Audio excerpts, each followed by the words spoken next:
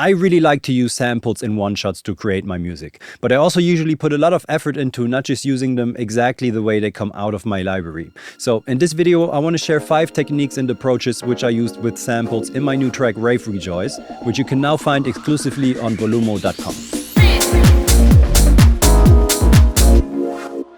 Before we look at any specific techniques or approaches, let's just get a quick overview of what we have in this project. And I kind of started things out with this bass sound right here, which is just a simple one-shot from one of my packs. Sounds like this.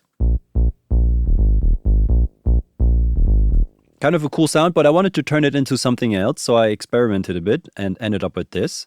Kind of a ravey, dirty lead sound almost, so I added some effects. Some hard-hitting drums, which kind of matched the vibe. Got some fills coming up. Got a lot of vocal samples down here. I did quite a lot with vocals. Turned them into effects and pads and things like that. We're gonna check that out.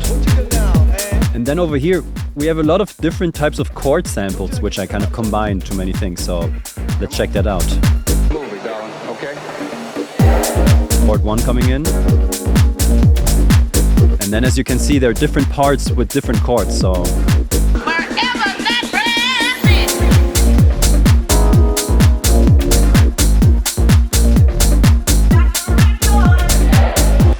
So that was a quick overview. Let's now jump right into the first technique.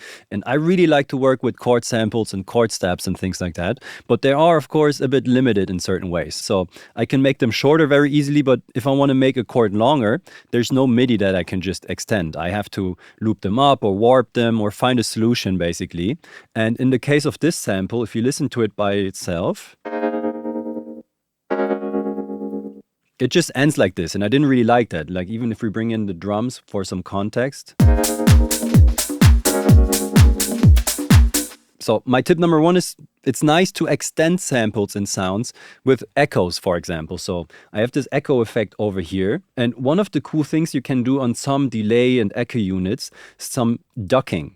And what that basically means, it's kind of like sidechain compression in a way. So while the actual chord is playing, the echo effect is kind of lowered in volume. And then once the chord stops, the echo comes up. And this way, it's kind of nice to seamlessly extend a chord sound like this.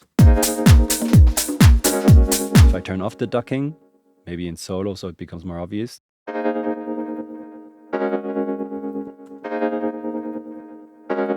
You can even hear the repetitions are already happening on top of the actual chord sound while the ducking is turned off. But then if you turn it on, it's almost like you have the original chord sound and then you have something else coming in, which is nice. And I also really like it to extend sounds into different parts. For example, over here, before we go into the breakdown, I'm using that on the vocal, for example. So at this little part over here, they all come back. It's really nice to blend in some parts just with delays and echoes. You see, it's almost turning into a pad over time.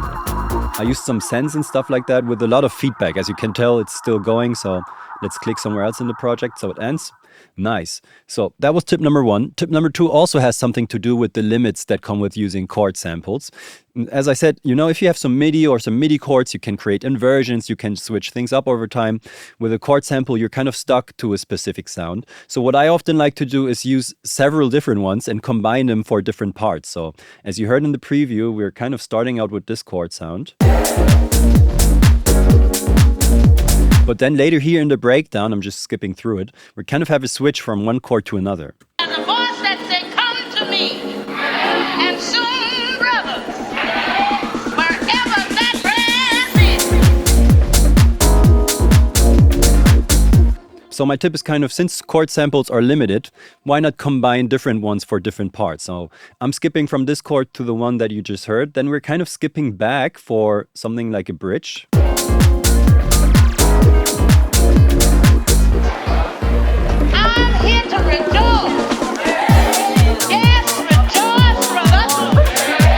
So we're skipping to the first initial chord again, but then I even had a third idea coming in, which is kind of for the breakdown. So and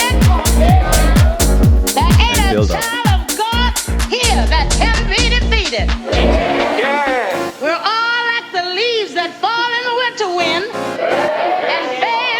So here I also just had 2 more chord steps. They sound somewhat similar. So We're all like the leaves that fall in the winter wind. just like 2 chords which are the same, doing something there. For me, to have enough variation in this track, I kind of wanted this, skipping from one chord to the next one and then for another one. And just like in tip number 1, where I'm extending the chords in a way, here I'm making the chords a bit shorter with the MIDI, but later in the build-up, you can actually hear how there's quite a lot of echo and extension on this one as well. Just suppose Mr. Cool was happening by the other. I'm here to rejoice. So that was just a little cliffhanger right before the drop. But as I said, you can listen to the full track, including this moment, exclusively over on VOLUMO.com, which is a really cool platform to discover some underground dance music. And it's really easy to browse. You can basically skip through whole tracks and get a much better idea of the music before buying it. They're charging the same for wave quality as most other platforms for MP3. And they're also paying out a bigger share to artists, which might be interesting to you because they also let you upload and sell your own tracks. So it's not just a great place to find some new music, but also to have your music be discovered amongst some of the most talented artists out there. That's how I released my track over there. Make sure to check out the link in the description. But let's now jump into tip number 3. And that would be to pick sounds and samples and recycle them into many different things. Because oftentimes people ask me, hey, I don't know which other elements or what other sounds to add to my production. I'm kind of stuck there. And I'm like, hey, you have a lot of samples and sounds in there, which you could use to turn them into many different things. So I really like this riser here, for example. Kind of a cool sound, and I like how it changes over time. So I thought, why not grab this and also turn it into like a little chord or synth sound, which I used as a layer. So if we pick a different part, for example, this one over here.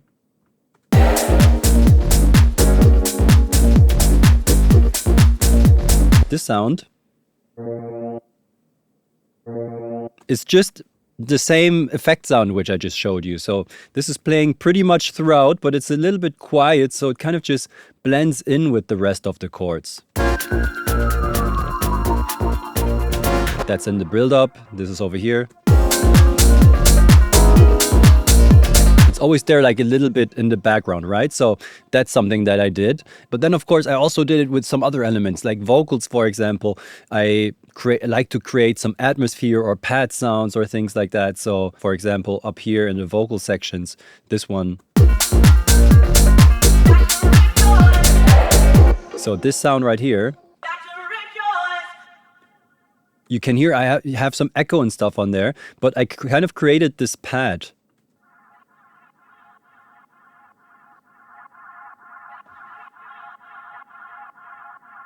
That was kind of me pushing a little bit more of this into one send and then recording that, because I liked how it like just adds this atmosphere.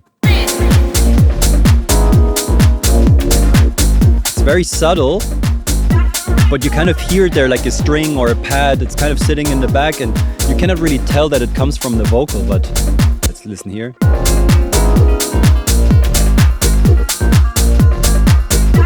So I really like that. And I also did it with the bass sound, for example. I kind of used that for different things as well. For example, I have a little melody part over here where you can see, okay, that's basically just the same sound. With some processing, some distortion, some filtering on there, but just kind of this like quirky, like a little lead sound. So that comes from the bass sound. And we even have another thing in here, which is almost more of an effect sound, I would say. Let's listen to that. It's actually also the same bass sound, playing this melody with a little filter envelope and distortion. And I'm just using the Tal Dub X. I have it pretty quietly, also playing almost throughout the whole track. Let's listen over here, for example. Let me turn it up. I actually just like that, how, when I turn this up, I blend it in as a little effect as well. So recycling sounds and using them for many different things is one of the tricks to create depth and complexity without having to throw more and more elements in there. Just to look at one more example, I also did it with the drums a little bit. Before this bridge over here, I turned the conga into this little drum fill. I'm here to rejoice. So this way, kind of using some automation on the sense, creating this little drum fill, which then leads into this other conga fill. To rejoice. To kind of connect things like that. Which brings us to tip number 4. Focusing on the conga, just the conga for a second over here. So that's the loop without like turning that into a fill as I just showed you.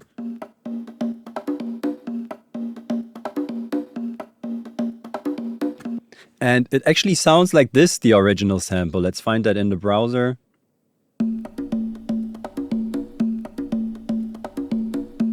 And it's really full, it's very long, and we already talked about the length of the chord samples, right? Where I wanted to extend it. Oftentimes I also want to make the samples shorter and kind of get some control over that, which I, for drum loops, often do with the integrated transient feature, which if you pick drums or beats as a warp mode, you can do that. Let's listen to that turned off.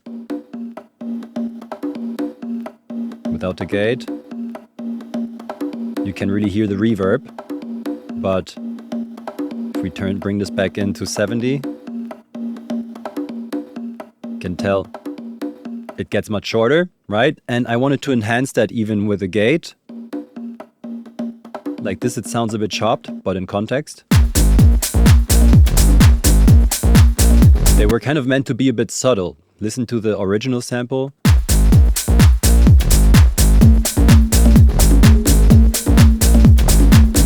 A bit loud here, but also you can tell it's long and overpowered and also really out of pitch, right? So for congas, I use Voxengo span oftentimes to kind of get an idea of where the fundamental frequency is. Sometimes I tune in by ear, but it's kind of also nice to... So I tuned it to an A sharp and the actual sample, which was much lower. Like let's compare the two again. And then this one. I pitched it up to kind of fit the scale, which is not always super important for percussions, but if they're as tonal as this conga sound, that definitely helps. But let's jump right into the last tip, number 5, and that's how I created the bassy lead sound, the rave sound in here, basically. And the idea behind this was kind of, usually when I use one-shots and bass samples, I just like to throw a filter on there and kind of shape the filter with an envelope or something like this. So if you, for example, had this sound right here, I can very quickly in the simpler just bring down the cutoff. So now I can shape a sound in this way, right? So with an envelope, for example, let's push that. We have different parameters to kind of shape the sound, because we're starting out with a sample, but when I'm using samples, it's really important to me that they're not just this static thing which stays the same throughout the whole track. I want to have some control over the sound and the elements to kind of shape them and change them over time. And a very easy approach with bass sounds is obviously doing a filter with an envelope. But in this case, with the sound that I was working with, it didn't really work out that well. Good. Because as you can hear, it's really dull and there's not that much mid-range and high frequencies. So when I bring down the filter, let's turn off the envelope. You can see, okay, it's getting darker. Let's bring in the filter envelope. But it doesn't do that much to the sound because there's just not that much mid-range and high-end that the filter could work with, right? So if I want to change up the space sound over time or do want to do something else with it, I might have to look at a different approach. So I kind of tried to go for the opposite or mirrored version of what a filter does, right? A filter cuts frequencies and then reintroduces them. But with saturation or wave shaping, you can actually introduce frequencies and bring them in and then take them out again, right? Maybe just up front, I also layered the sound with this little noise thing, which I often like. So what I did to kind of take this approach is I grabbed my favorite saturator, the Abbey Road saturator. And now you kind of have this mix control here, right? And I mapped that to the macro, which means if I'm like this, I don't have any distortion. Now if I bring in the distortion, that's already where the sound comes from. So now I can really decide over time, okay, how much of brightness do I want in there? I could even draw in some quick automation to almost give this like an envelope shape, right? But I just decided to, over time, kind of add some variation and some automation to this control, so I get some more brightness, some less brightness over time, right? Now that we actually introduced mid-range and high frequencies, now we could use a filter. So for example, we have Ableton Live's auto filter, right? Which I could throw on here now behind the saturation. So now I have a filter. And the filter here even has an envelope. So I'm now kind of able to use a filter with an envelope. This one is a little bit basic and limited, so you might want to grab a Max for Live MIDI envelope, which you have to put at the beginning since it's a MIDI effect. Now we have an envelope which we can map to the filter frequency. And if we now see, okay, it's moving accordingly to the MIDI, and we can shape it this way. But I have to be completely honest, I'm personally not the biggest fan of the Max for Live and Ableton envelopes in general. Sometimes I feel like they're not tight enough, they're lacking a little bit or lagging a little bit. So what I did here is I actually picked Volcano by FabFilter, where you can also send MIDI into this tool. So I duplicated the bass track just to have a MIDI trigger, and I'm sending this into Volcano. So if we jump back on this track over here, depending on where in the track, in the project we are, you can see that the filter is getting modulated and creating a bit of a sound in this way. And now I can also control the envelope. So that's a really cool thing. I noticed that the FabFilter ones are just a bit more responsive, a little bit tighter, the MIDI triggers. But I also wanted to create a little bit more movement in the bass even. So I also threw an erosion on there, which is kind of like a bit crusher. It can create, if you set it on sine, these funny, quirky overtones. And I wanted to have some movement in the bass sound because I wanted to present it by itself. But in order for it not to sound too naked and weird, you need some movement in there, in my opinion. So I automated some of these settings, like the frequency. Let's listen to that in solo. You can kind of hear it go down.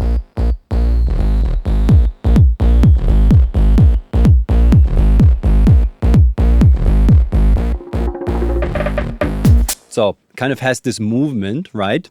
And then to kind of even make things a little bit more full and natural, I added some more layers like noise. So for example, usually if you have a bass sound or electric bass, there's some sort of amp noise or some other stuff coming in. But if you just use a sample, it can sound really weird and naked. So I added this little, just like a noise from a movie scene on there.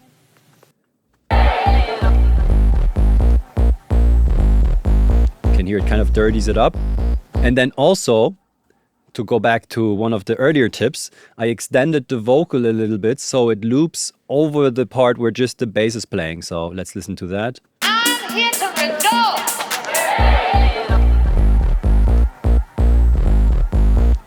You can hear it's just that.